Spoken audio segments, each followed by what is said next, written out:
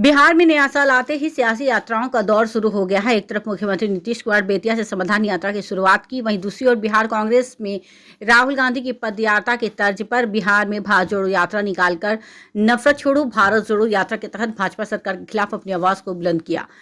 बांका जिले के मंदार से निकली भारत जोड़ो यात्रा विभिन्न जिला होते हुए शनिवार को लहरियासराय स्थित कांग्रेस पार्टी कार्यालय पहुंची, जहां भारत जोड़ो यात्रा जत्था को कांग्रेस नेत्री प्रतिभा सिंह ने गर्मजोशी के साथ स्वागत किया।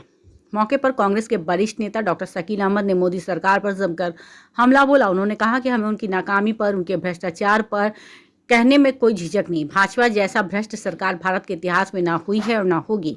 वहीं शकील अहमद ने कहा कि जिस तरह अंग्रेजों ने 60% हिंदू, 35% मुस्लिम और 5% अन्य धर्म के लोगों को आपस में लड़ाया, अंग्रेजों की शासन 1857 में ही समाप्त हो जाती, वो 1947 तक चली, लेकिन उन्हें तो हम पर शासन करना था, इसीलिए उन्होंने हमें आपस में लड़ाया। फिर भारत के लोगों ने कांग्रेस के नेतृत्व में लड़ाई लड़ी और 90 सालों के शासन करने वाले अंग्रेजों को मार भगाया।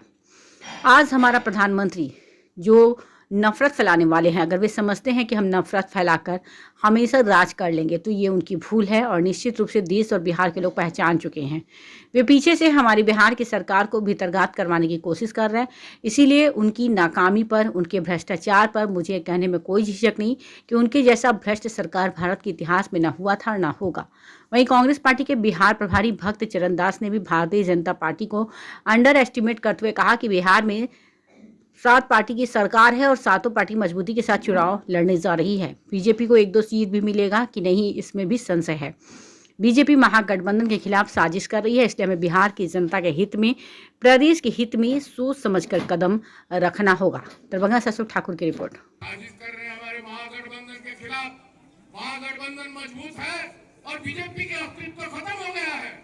नीतीश जी के नेतृत्व में, तेजस्वी जी के नेतृत्व में सरकार हमारा मजबूत है और 7 पार्टी की सरकार है और इस 7 पार्टी मजबूती से मिलकर लड़ने जा रहे हैं अगला पार्लियामेंट। बीजेपी के 1-2 सीट मिलेगा कि नहीं संदेह है। ऐसा स्थिति में बिहार की सरकार के खिलाफ भी आज भारतीय जनता पार्टी साजिश कर रहा है। हमें एक होकर कांग्रेस जनों को रहना है, सोच समझ करके अपना कदम रखना है। बिहार की जनता का हित में, बिहार प्रदेश के हित में, देश के हित में हमें आगे बढ़ना है। उस जमाने में भी अंग्रेज यही किया करते थे। इस देश में 60% हिंदू समाज के लोग थे, 35% मुस्लिम समाज के लोग थे और 5% अलग अलग धर्म के लोग थे। तो उनका काम था कि लड़ावे, आपस में हम लड़ाते रहेंगे। हिंदुस्तानियों को 1857 में कब्जा कर लिया था अंग्रेजों ने, लेकिन शासन उनको जारी रखना था। इसलिए अपना शासन जारी रखने के लिए उन्होंने लड़ाया और उसका नतीजा हुआ कि 90 साल तक अंग्रेजों ने इस देश पर और कब्जा कर लिया। जो शासन 1857 में खत्म होना था वो 1947 तक जारी रहा। लेकिन भारत के लोगों ने कांग्रेस के नेतृत्व में जो लड़ाई लड़ी, 90 साल के बाद ही सही अंग्रेजों को खदेड़ के भगा दिया।